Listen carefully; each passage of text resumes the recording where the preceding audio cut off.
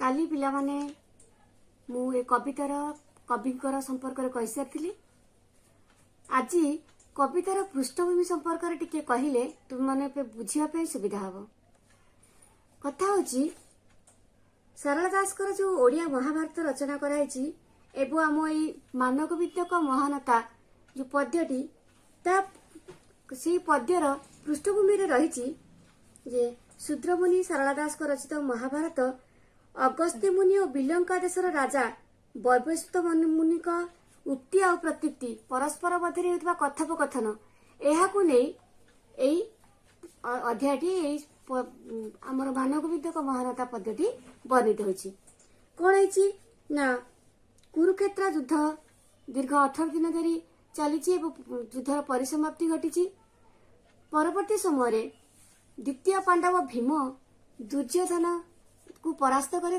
जानुभग्न करी क्षताक्त करिसेंती एवं एथिरे यंत्रणा जर्जरित हो कौरवर ज्येष्ठ भ्राता दुर्योधन मान सरोवर निकटरे विश्राम नेउछंती एई समय ताकर सेवा करछंती कनिष्ठ भ्राता दुर्योधनकर कनिष्ठ भ्राता दुर्दक्ष कनिष्ठ भ्राता दुर्दक्ष सेवारत अछंती दुर्योधनकर से समय अश्वत्थामा कान कथा पड़ा जे एमती दुर्योधन यंत्रणा जर्जरित हो मान सरोवर निकटरे विश्राम नेउछंती से आसी पहुंचीगले पहुंचिक दुर्योधन को कहले जे जदि मोते आपण युद्धर सेनापति करते आपणकर आज दुर्दशा हो न कहीं ना मुझे जड़े दक्ष सेनापति भाव विवेचित करते युद्धर तुम जयलाभ करता पांडव माने परास्त होते भीमसेन तुमको दुर्दशा दे न दुर्योधन तो सर्ट टेम्पर टिके छोट छोट कथा रागी जाती से रागी गले रागी कौन कले से समय द्रोणाचार्य पुत्र अश्वत्थामा मुंडरे बांधिदेले सेनापति ये बांधिदेले एवं कहले तुम्हें आज थे सेनापति पदवीर अधिषिक्त हो गल तेणु तापर कौन है ना अश्वत्थामा अति खुशी गदगद हो पड़े एवं से कहले ठीक अच्छी मुझार प्रतिशोध नेबी केमती प्रतिशोध नेबी ना पंचु पांडवंकर मुंड को काटी मु आपण आगे आसी आनी थोदेवी एथिरे भी दुर्योधन कृतकृत हो पड़े से कहले ठीक अच्छी यही समय कौन अच्छी चली जाइछंती अश्वत्थामा द्रोणाचार्य पुत्र अश्वत्थामा चली जाइछंती शिविर में कहीं ना दीर्घ 18 दिन धरी 18 दिन धरी समस्ते युद्ध करी हालिया हो पड़ते समस्ते निद्रारत किंतु श्रीकृष्ण सहित पंचु पांडव एवं द्रौपदी चली जाइछंती भ्रमण चली जाइछंती एवं द्रौपदी 5 पुत्र को शोई दे जाइछंती अंतपुर रे जगिछंती भ्राता धृष्टद्युम्न जेतेबेले अश्वत्थामा प्रवेश कले अंतपुर रे देखिले धृष्टद्युम्न निद्रागत से अति आनंदित हो पड़े कहले जाहू एभली सुवर्ण सुजोग आसबनी मते बढ़िया सुजोग मिली ए समय मु तांकर शिरच्छेद करने सुविधा हम तेणु से पंचु पांडव बोली भावी द्रौपदी पांचालीकर शिशुपुत्र 5 शिशुपुत्र मुंड काटी आनी जितेबले से आनी पहुंची कटा मुंड को धरी भार कर आनी पहुंची सेतेबले दुर्दक्ष कौन करना दुर्योधन कौरवंकर सर्वकनिष्ठ भ्राता दुर्योधन जहाँ दंडधारी बोली कहते सेवा कर कनिष्ठ भ्राता दुर्दक्ष सेवा करने समय आमर आरंभ हो पद्य ताले पद्य देखा दुर्दक्ष बोइला स्वामी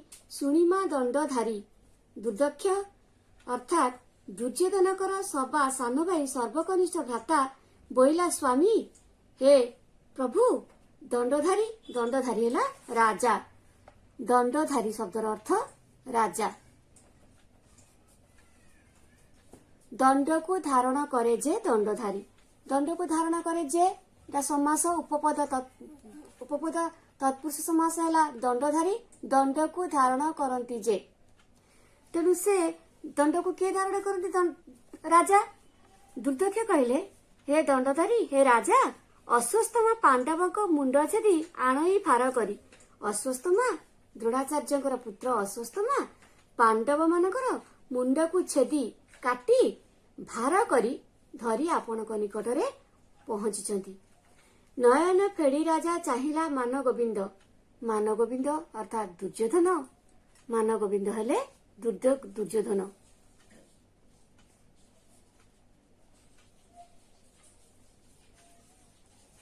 ମାନଗୋବିନ୍ଦ ଦୁର୍ଯ୍ୟୋଧନ କଣ କଲେ? ଯନ୍ତ୍ରଣା ଜର୍ଜରିତ, ଏପଟେ ଖୁସିରେ ବିଭୋର। ଯାହା ହଉ ଏତେ ବଡ କାମଟେ ଅଶ୍ୱତ୍ଥାମା କରିଦେଇଛନ୍ତି। ତେଣୁ ସେ ନୟନ ଫେଡି, ନୟନ ହେଲା ଆଖି, ନୟନର ପ୍ରତିଶବ୍ଦ ହେଲା ଆଖି, ଚକ୍ଷୁ, ନେତ୍ର। ତେଣୁ ଆଖି ଖୋଲିକି, ଫେଡି ହେଲା ଖୋଲିବା, ଆଖି ଖୋଲିକି ରାଜା ମାନଗୋବିନ୍ଦ ଚାହିଁଲେ ପାଣ୍ଡବନ୍ତ ପ୍ରାୟ ବୁଝି ମନେଣ ସାନନ୍ଦ। ପାଣ୍ଡବଙ୍କର, ପାଣ୍ଡବନ୍ତ ହେଲା ପାଣ୍ଡବଙ୍କର, ପ୍ରାୟ ବୁଝି ମନେଣ ହେଲା ମନରେ, ମନେଣ ମନରେ, ମନରେ ସାନନ୍ଦ, ସ ଆନନ୍ଦ ସାନନ୍ଦ, ସ ଯୁକ୍ତ ଆନନ୍ଦ ସାନନ୍ଦ, ଏଟା ସନ୍ଧି ହେଇଛି ସାନନ୍ଦ। ତାକୁ ସମାସର କଲେ ଆନନ୍ଦର ସହିତ, ଆନନ୍ଦ ସହିତ ସାନନ୍ଦ, ଆନନ୍ଦ ସହିତ ସାନନ୍ଦ ହେଲା ସମାସ। ତେଣୁ ଆନନ୍ଦର ସହିତ ପାଣ୍ଡବଙ୍କର କଟାମୁଣ୍ଡ ବୋଲି ଭାବି ଯେତେବେଳେ ଦୁର୍ଯ୍ୟୋଧନ ଦେଖି ପକେଇଲେ, ଅତି ଆନନ୍ଦିତ ହେଇ ପଡିଲେ। ତେଣୁ ସେ କହିଲେ ସାଧୁ ସାଧୁ, ଅର୍ଥାତ ପ୍ରଶଂସା କଲେ, ସାଧୁ ସାଧୁ କହି ତାଙ୍କୁ ପ୍ରଶଂସା କଲେ। ଆନନ୍ଦର ସହିତ ବର୍ତ୍ତମାନ ହେଲା ସହାର୍ଥକ ବହୁବ୍ରୀହି ସମାସ, ଆନନ୍ଦର ସହିତ ବର୍ତ୍ତମାନ।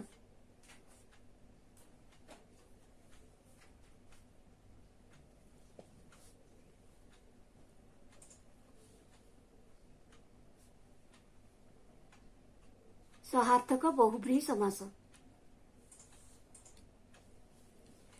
ସେ କହୁଛନ୍ତି ଅତି ଆନନ୍ଦିତ ହେଇ ପ୍ରଶଂସା କରି କହିଲେ, ଯାହା ହଉ ତୁମେ ଏତେ ବଡ କାମ କଲେ ଏବଂ ତୋତେ ସେନାପତି ନ କରି ଅଗାଧ ସମୁଦ୍ରେ ଗଲି ଭାସି।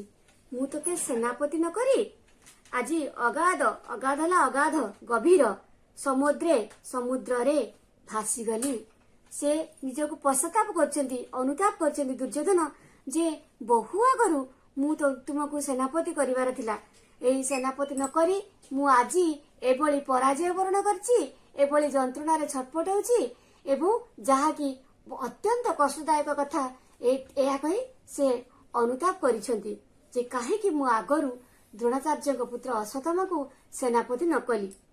ହରାଇ କରି ପଛେ ଶିଖିଲି ମୁଁ ବୁଦ୍ଧି, ଏଇ ଯୁଦ୍ଧରେ ପରାସ୍ତ କରି, ଏ ଯୁଦ୍ଧରେ ମୁଁ ନିଜକୁ ହରେଇ ଆଜି ମୁଁ ପଶ୍ଚାତାପ କରୁଛି, ବୁଦ୍ଧି ଶିଖିଲି, ଅର୍ଥାତ ମୁଁ ଅନୁତାପ କଲି। ବୁଦ୍ଧି ଶିଖିଲି ମାନେ ମୁଁ ଆଜି ଅନୁତାପ କଲି। ପାଦେଣ ଟାଳିଲି ମୁଁ ଏଡେକ ସମ୍ପ୍ରତି, ମୁଁ ଆଜି ମୋ ପାଦରେ ଏତେ ବଡ ସମ୍ପତ୍ତିକୁ ଏତେ ବଡ ସମ୍ପତ୍ତିକୁ ମୋ ପାଦରେ ଏଡେଇ ଦେଇ ମସ୍ତ ବଡ ଭୁଲ କରିଛି, ଯାହାକି ମୋର କରିବାର ନଥିଲା।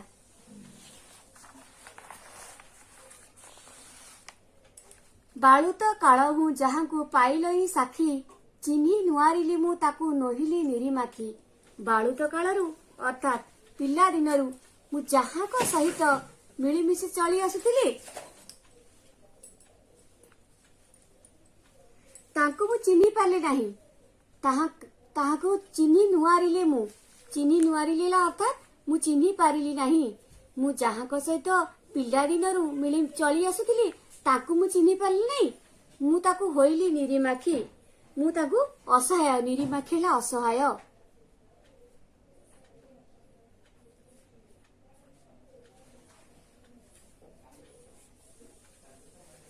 ତେଣୁ ମୁଁ ଏତେ ବଡ ଅସହାୟ ହୋଇପଡିଲି, ତାଙ୍କୁ ନ ଚିହ୍ନି ନିଜକୁ ନିଜେ ଧିକ୍କାର କରିବାକୁ ଲାଗିଲେ ରାଜା ଦୁର୍ଯ୍ୟୋଧନ। ଅନେକ ଉତ୍ସଲ୍ୟ ଦେଖିଣ ଧୃତିରାଷ୍ଟ୍ରୀ, ଛାମୁରେ ନେଇ ପକାଇଲା ପାଞ୍ଚ କରି ମୁଣ୍ଡ ଗୋଟି। ଅନେକ ଉତ୍ସଲ୍ୟ, ଉତ୍ସଲ୍ୟ ହେଲା ଉଲ୍ଲାସ, ଉତ୍ତସଲ୍ୟ,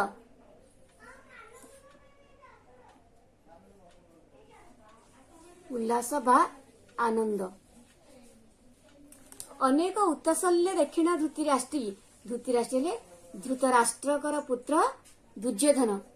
ଅପତ୍ୟ ଅର୍ଥରେ ଏଟା ଧୃତରାଷ୍ଟ୍ରଙ୍କର ପୁତ୍ର ବୋଲି ତାଙ୍କୁ ଧୃତିରାଷ୍ଟ୍ରୀ ବୋଲି କୁହାଯାଇଛି। ଏ ଧୃତିରାଷ୍ଟ୍ରୀ ହେଲେ ଦୁର୍ଯ୍ୟୋଧନ, ଧୃତିରାଷ୍ଟ୍ରୀ ଦୁର୍ଯ୍ୟୋଧନ। ଅନେକ ଉଲ୍ଲାସରେ, ଆନନ୍ଦରେ ଧୃତରାଷ୍ଟ୍ର କଣ କଲେ? ଛାମୁରେ ନେଇ ପକାଇଲା ପାଞ୍ଚ କରି ମୁଣ୍ଡ ଗୋଟି। ଛାମୁରେ ମାନେ ସମ୍ମୁଖରେ, ଛାମୁରେ ହେଲା ସମ୍ମୁଖରେ, ଆଗରେ।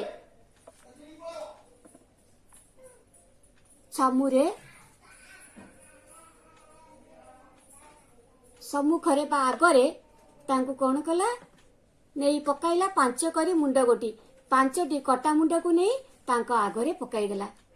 ଧୃତରାଷ୍ଟ୍ରଙ୍କ ପୁତ୍ର ଦୁର୍ଯ୍ୟୋଧନଙ୍କ ସମ୍ମୁଖରେ ଅତି ଆନନ୍ଦିତ ହୋଇ ଅଶ୍ୱତ୍ଥାମା 5 ଗୋଟି କଟା ମୁଣ୍ଡକୁ ନେଇ ତାଙ୍କ ଆଗରେ ପକାଇଦେଲା। ବୋଲେଇ ଅଶ୍ୱତ୍ଥାମା ଶୁଣ ହୋ ଦୁର୍ଯ୍ୟୋଧନ। ଅଶ୍ୱତ୍ଥାମା କହିଲେ ଅଶ୍ୱତ୍ଥାମା ହେଲା ଅଶ୍ୱତ୍ଥାମା। ଅଶ୍ୱତ୍ଥାମା ଅର୍ଥାତ୍ ଦ୍ରୋଣାଚାର୍ଯ୍ୟଙ୍କର ପୁତ୍ର କହିଲା ଶୁଣ ହୋ ଦୁର୍ଯ୍ୟୋଧନ। ଦୁର୍ଯ୍ୟୋଧନ ହେଲା ଦୁର୍ଯ୍ୟୋଧନ। ଏଠି ଅପଭ୍ରଂଶ କରି ଲେଖାଇ ଦୁର୍ଯ୍ୟୋଧନ। ଦୁର୍ଯ୍ୟୋଧନଙ୍କର ନାଁକୁ ସେ ସମୟରେ ଦୁର୍ଯ୍ୟୋଧନ ବୋଲି କୁହାଯାଉଥିଲା। କହିଲେ ହେ ଦୁର୍ଯ୍ୟୋଧନ ତୁମେ ଶୁଣ, ପିତାର ଶତ୍ରୁ ଏଠି ଧୃଷ୍ଟ ଯେ ଦ୍ୟୁମ୍ନ। ଏ ତୁମର ପିତାଙ୍କର ଶତ୍ରୁ ଅର୍ଥାତ୍ ଦୁର୍ଯ୍ୟୋଧନଙ୍କର ପିତା ହେଲେ କିଏ? ଧୃତରାଷ୍ଟ୍ର। ଧୃତରାଷ୍ଟ୍ରଙ୍କର ଶତ୍ରୁ କିଏ? ଧୃଷ୍ଟଦ୍ୟୁମ୍ନ। ଧୃଷ୍ଟଦ୍ୟୁମ୍ନ କିଏ? ଧୃଷ୍ଟ ଯେ ଦ୍ୟୁମ୍ନ ହେଲା ଧୃଷ୍ଟଦ୍ୟୁମ୍ନ। ଧୃଷ୍ଟଦ୍ୟୁମ୍ନ ହେଲେ ଦ୍ରୌପଦ ରାଜାଙ୍କର ପୁତ୍ର ଅର୍ଥାତ୍ ଦ୍ରୌପଦୀଙ୍କର ଭାଇ ଧୃଷ୍ଟଦ୍ୟୁମ୍ନ।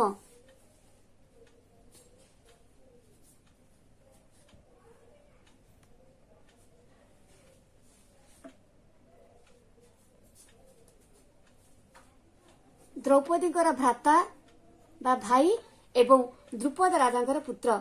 ଆନନ୍ଦ ଦକ୍ଷିଣ ସାନନ୍ଦ ହୋଇଲେ ଦୁର୍ଯ୍ୟୋଧନ ରାୟ, ବୋଇଲେ ବେଗେ ଦଣ୍ଡଛତ୍ର ଧର ତୁ ରାଜାଏ। ଅଶ୍ୱତ୍ଥାମା ଦୁର୍ଯ୍ୟୋଧନକୁ କହିଲେ ତୁମର ପିତାଙ୍କର ଶତ୍ରୁ ଅର୍ଥାତ୍ ଧୃତରାଷ୍ଟ୍ରଙ୍କର ଶତ୍ରୁ ଧୃଷ୍ଟଦ୍ୟୁମ୍ନକୁ ମୁଣ୍ଡକୁ ମୁଁ କାଟି ମଧ୍ୟ ଆଣିଛି। ଏହା ଦେଖି ସାନନ୍ଦ ଆନନ୍ଦର ସହିତ ଦୁର୍ଯ୍ୟୋଧନ କ'ଣ କଲେ? ଅତି ଆନନ୍ଦରେ ଗଦଗଦ ହୋଇଗଲେ, ଅତି ଆନନ୍ଦିତ ହୋଇ ପଡ଼ିଲେ। ବୋଇଲେ ବେଗେ ଦଣ୍ଡଛତ୍ର ଧର ତୁ ରାଜାଏ। କହିଲେ ତୁ ଅତି ଶୀଘ୍ର ଦଣ୍ଡଛତ୍ର ଦେ ଧର। ଦଣ୍ଡଛତ୍ର ହେଲା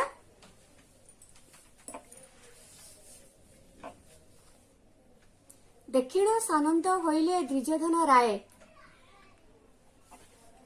ରାୟ ହେଲା ରାଜା। ରାୟ ହେଲା ରାଜା। ଦକ୍ଷିଣ ଆନନ୍ଦର ସହିତ ରାଜା ଦୁର୍ଯ୍ୟୋଧନ ଆନନ୍ଦିତ ହୋଇଗଲେ। ବୋଇଲେ ବେଗେ ଦଣ୍ଡଛତ୍ର ଧର ତୁ ରାଜାଏ ଏବଂ କହିଲେ ବେଗେ ମାନେ ଅତି ଶୀଘ୍ର ତୁ ଦଣ୍ଡଛତ୍ର ଧର। ଦଣ୍ଡଛତ୍ର ହେଲା ଶାସନ ଭାର।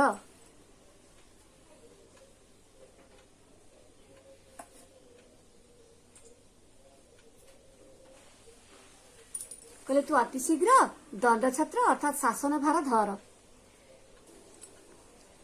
ଦକ୍ଷିଣ ବୋଇଲା ଚିହ୍ନି ଯେ କୁମାର ଦୁର୍ଦକ୍ଷ, ପାଣ୍ଡବେ ନୁହନ୍ତି ଏ ଦ୍ରୌପଦୀ 5 ବର୍ଷ। ଏହା ଦେଖି ଦୁର୍ଦକ୍ଷ ହେଉଛନ୍ତି କୌରବଙ୍କର ସେଇ କନିଷ୍ଠ ଭ୍ରାତା ଯାହାଙ୍କର ନାଁ ଥିଲା ଦୁର୍ଦକ୍ଷ। ସେ ଦୁର୍ଦକ୍ଷ ଯେତେବେଳେ ଦେଖିଲା ଏବଂ ଚିହ୍ନି ପାରିଲା, ସେ କଟା ମୁଣ୍ଡ ଗୁଡ଼ିକ ଦେଖି ଚିହ୍ନି ପାରିଲା, କହିଲା ଏ କୁମାର ଏ ପଞ୍ଚୁ ପାଣ୍ଡବଙ୍କର ମୁଣ୍ଡ ନୁହେଁ। ପାଣ୍ଡବେ ନୁହନ୍ତି ଏ ଦ୍ରୌପଦୀ 5 ବର୍ଷ।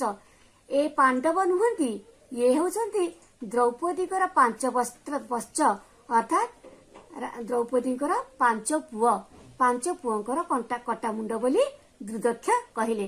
କାରଣ ଏଇ ଘନଘୋର ଅନ୍ଧକାର ଭିତରେ ଯେତେବେଳେ ଅଶ୍ୱତ୍ଥାମା ସେ ମୁଣ୍ଡ ଗୁଡ଼ିକ କାଟି ଆଣିଥିଲେ, ସେତେବେଳେ ସେ ଚିହ୍ନି ପାରିନଥିଲେ ଯେ ପାଣ୍ଡବଙ୍କର କଟା ମୁଣ୍ଡ ନା ଦ୍ରୌପଦୀଙ୍କର ଶିଶୁ ପୁତ୍ର ମାନଙ୍କର କଟା ମୁଣ୍ଡ।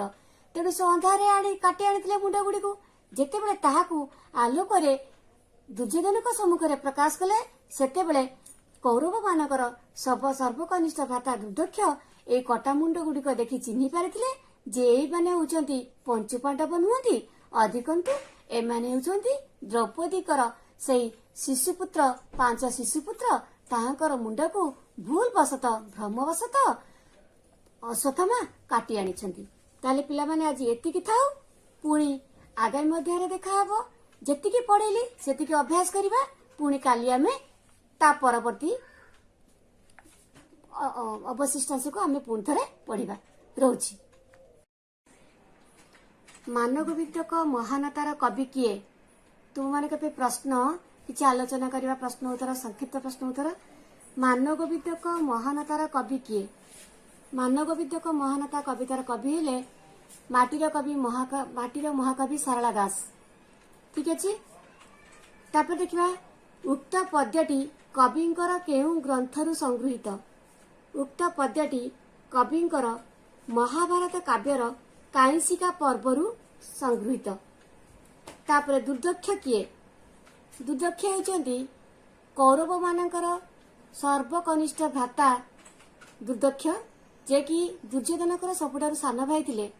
ये आ गोटे कथा कही रखी पिले दुर्दक्ष होती जितेबले माँ 100 पुत्र जन्म पर दुर्वासा ऋषि को पुणी आउ एक पुत्र संतान मागिले सेतेबेले गोटे पुत्र गोटे कन्या जन्म होते से पुत्रटीर ना थिला दुर्दक्ष एवं कन्याटीर ना थिला दुशिला एवं से कौरव मानकर सबु पुत्र मानकर एवं कन्या मानकर ना प्रारंभ थिला दु अक्षर रु ना गुड़िक आरंभ होइतिला। ताले दुर्दक्ष थिले सेई कौरव मानकर सर्वकनिष्ठ भ्राता। अश्वत्थामा किए अश्वत्थामा होती कौरव एवं पांडव मानकर गुरु द्रोणाचार्य पुत्र जहाँकर ना थिला अश्वत्थामा। धृष्टद्युम्न किए धृष्टद्युम्न होती द्रौपदी भाई एवं द्रुपद राजा द्रुपदंकर पुत्र जे कि कौरव मानकर शत्रु थिले से थिले काहार शत्रु से थिले कौरव मानकर शत्रु एवं दुर्योधनकर पिता अर्थात धृतराष्ट्रंकर शत्रु थिले। दुर्योधन कहीं अत्यंत खुशी हेले दुर्योधन अत्यंत खुशी पड़िबार कारण थिला कौरव मान को हत्या करी सॉरी पांडव मान को हत्या करी सेमानकर कटा मुंड बा छिन्न मस्तक नहीं आसथिबार देखि दुर्योधन अत्यंत खुशी हो पड़ते। कटा मुंड गुड़िक पंचु पांडवंकर नुहे बोली किए क्या कहले कटा मुंड गुड़िक पंचु पांडवंकर नुहे बोली अश्वत्थामा को एवं दुर्योधन को दुर्दक्ष कहते। आउ थे कौच कटा मुंड गुड़िक पंचु पांडवंकर नुहे बोली दुर्दक्ष दुर्योधन एवं अश्वत्थामा को कहते। ताले एतिकी विषयटी भल भाव में पढ़ प्रश्न उत्तर गुड़िक आउ थे अभ्यास कर पुणी देखा आगामी अध्याय।